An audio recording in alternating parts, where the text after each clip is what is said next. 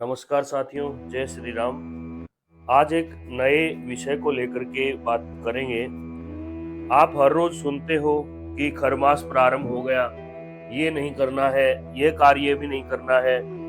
क्या है खरमास, यह समझने की जरूरत है। और इसके बारे में शायद हम पहले भी एक आध वीडियो बना चुके हैं, क्योंकि खरमास साल में 2 बार आता है, पौष मास में और चैत्र मास में। जब धनु की संक्रांति आती है, मीन की संक्रांति आती है, उस समय पर आपको ये शब्द सुनने को मिलता है कि मल का महीना चल रहा है। लेकिन यह बात सही नहीं है।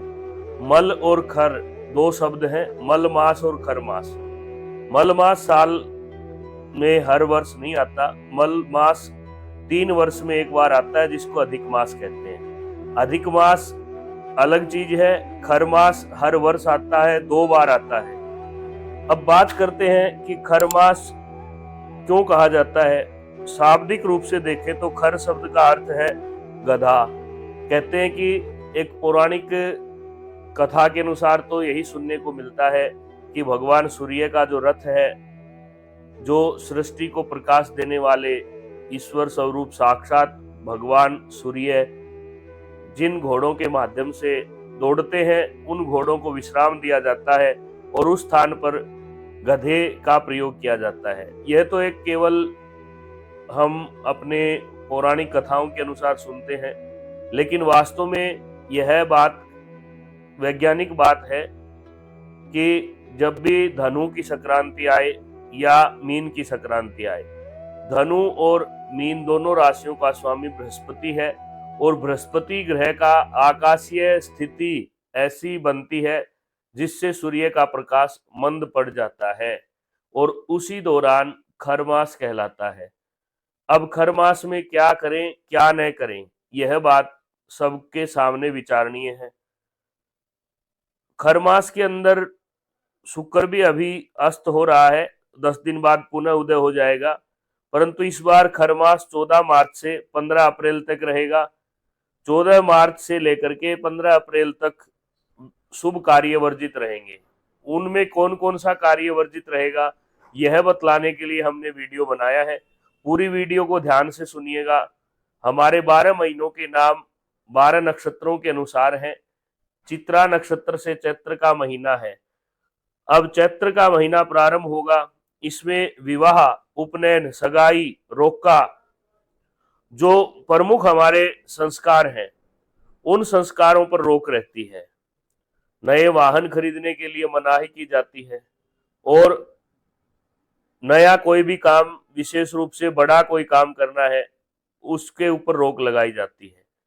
परंतु पूजा, कथा, हवन, मूल शांति, सत्चंडी, नवचंडी, रामायण पाठ, ग्रह शांति, गायत्री अनुष्ठान और भी कोई भी शांति के या पूजा पाठ के माध्यम से कोई आपको एकादशी की कथा करवानी है, सत्यनारायण भगवान की कथा करवानी है, कोई भंडारा करना है, सवामणि का प्रसाद लगाना है, ये सब चीजें आप लगातार उसी रूप से कर सकते हैं जो अन्य महीनों में करते हैं।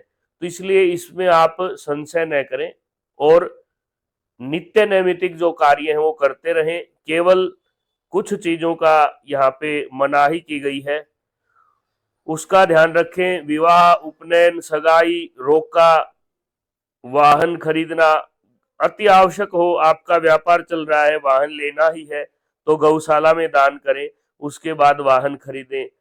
घर की नींव रखना, गृह प्रवेश, जमीन का लेन देन या सोने चांदी की खरीदारी, इन चीजों के ऊपर आपको कंट्रोल रखना है। अति आवश्यक होने पर ही ये सब खरीदने हैं।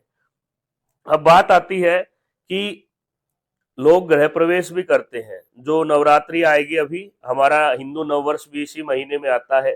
चैत्र शुक्ल प्रतिपदा, गुड़ी पड़वा भी बोलते हैं, जो कि 30 मार्च का रहेगा। आप नवरात्र करिए, देवी की पूजा कीजिए, लेकिन इसका अर्थ ये नहीं है कि आप गृह प्रवेश करेंगे, क्योंकि जब तक सूर्य मंद गति से है तो आप गृह प्रवेश नहीं कर सकते। सूर्य सब ग्रहों के राजा है, पूरी सृष्टि को प्रकाश देने वाले हैं। इस प्रकार खरमास का हमने विवेचन किया।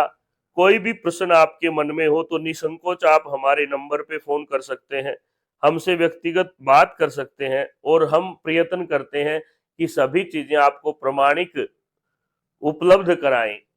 ये हमारा प्रयास रहता है। और अगली वीडियो के लिए अगर कोई भी आपके मन में प्रश्न है तो आप डालिए, क्योंकि लोगों के दिमाग से एक चीज निकालनी है कि मलमास और खरमास क्या है। मलमास 3 साल में एक बार आता है, खरमास हर वर्ष 2 बार आता है। इसके अंदर क्या क्या कार्य वर्जित है ये हमने चर्चा की। बाकी आप ईश्वर का भजन कीजिए, नित्य कर्म पूजा पाठ जो भी आप रोजाना करते हैं उसको उसी प्रकार से करते रहिए।